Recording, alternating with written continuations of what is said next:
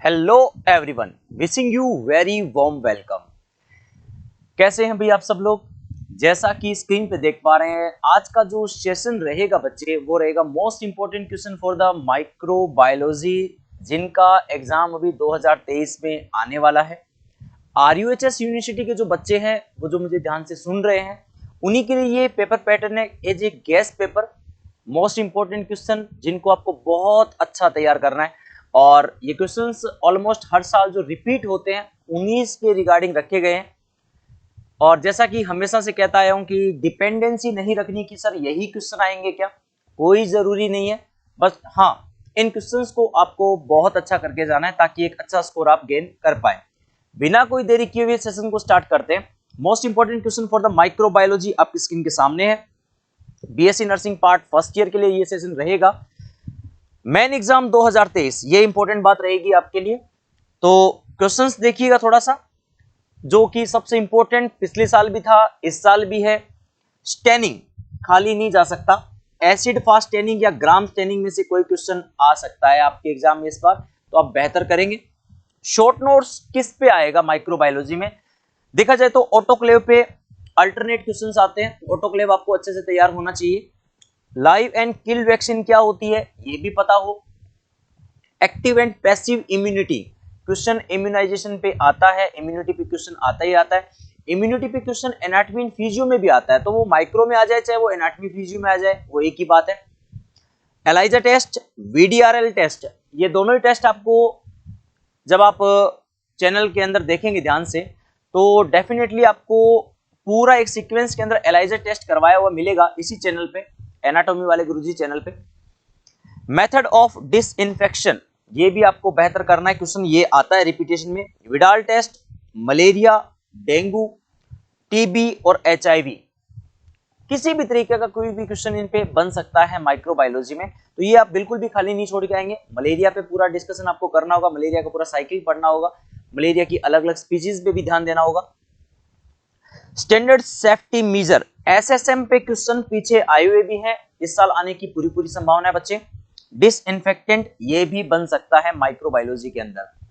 तो जो क्वेश्चंस आपके सामने स्क्रीन पे है ना बच्चे, ये तो कंफर्म अभी से तैयार करना शुरू कर लीजिए, क्योंकि एग्जाम की डेट अभी आई नहीं है, और आप इन क्वेश्चंस को धीरे धीरे प्रैक्टिस में लेके आएंगे। रोजाना रिवीजन करेंगे, रोजाना लिख करके देखेंगे तो याद हो जाएगा। नेक्स्ट वन, कुछ शॉर्ट नोट्स भी है आपके सामने। ऑटोक्लेव, ऑटोक्लेव पे क्वेश्चन आ सकता है भाई। कैंडिडा एल्बिकेंस पे क्वेश्चन पूछा जा सकता है, पहले भी पूछा गया है। Acquired immunity, example of live vaccines, live vaccines के स्पेशली एग्जांपल्स आपसे पूछे जा सकते हैं। इसके अलावा different category of biomedical waste, इस पे क्वेश्चन बनता ही बनता है, हर साल आता है इस पे क्वेश्चन, तो डेफिनेटली आप इसको तैयार करेंगे। एक क्वेश्चन मैंने रखा है कि इस फॉर्म में आपका क्वेश्चन बनता है, describe the morphology, cultural characteristics, इसके अलावा उसका पैथोजेनेसिस होना चाहिए, और lab diagnosis, Mycobacterium tuberculosis. Mycobacterium tuberculosis ये हो सकता है आपको शो नहीं कर रहा हो सामने से स्क्रीन पे, मैं जैसे बोल रहा हूं आप सुन सकते हैं। माइकोबैक्टीरियम ट्यूबरकुलोसिस पे भी क्वेश्चन आ सकता है, या फिर यहां पे कोई ना कोई चेंज कर देगा, इक्का दुक्का कोई ना कोई चेंज करेगा, और बेसिक तौर पे इस बार के लिए जो इंपॉर्टेंट बन रहा है वो माइकोबैक्टीरियम ट्यूबरकुलोसिस यानी टीबी पे क्वेश्चन आ सकता है। एक बड़ा क्वेश्चन इस तरीके का देखने को माइक्रोबायोलॉजी में मिलेगा।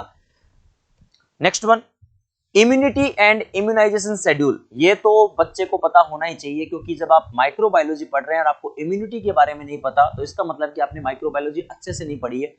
आपके अपने सर ने जो भी नोट्स वगैरह आपको करवाए हैं उनको आप बेहतर करेंगे। इसके अलावा nosocomial infection and BMW, biomedical waste, जैसा कि पीछे मैंने कहा इंपॉर्टेंट रहेगा। स्टरलाइजेशन टाइप्स और मेथड पढ़ के जाएंगे आप। माइकोप्लाज्मा पे क्वेश्चन बन सकता है। रोडेंट्स एंड वेक्टर पे क्वेश्चन आए हुए हैं पहले से, तो आप इनको अच्छे से करेंगे। सिफिलिस, कैंडियासिस और एचआईवी, एचआईवी का मोर्फोलॉजी, लैब डायग्नोसिस और स्ट्रक्चर, और उसका पैथोजेनेसिस, ये वो क्वेश्चंस हैं बच्चे जो एग्जाम में ऑलमोस्ट रिपीट होते हैं। और जो बच्चे कहते हैं कि क्या सर यही आएंगे, तो मैं कहता हूं कि इनको करने के बाद आपका कॉन्फिडेंस लेवल हाई होगा, और दूसरी बात एक अच्छा स्कोर तो डेफिनेटली बनेगा, क्योंकि क्वेश्चंस बनने इन्हीं में से ही हैं। इससे बाहर कोई इक्का दुक्का क्वेश्चन आपको देखने को मिल सकता है, बट डिपेंडेंसी नहीं रखनी है आपको।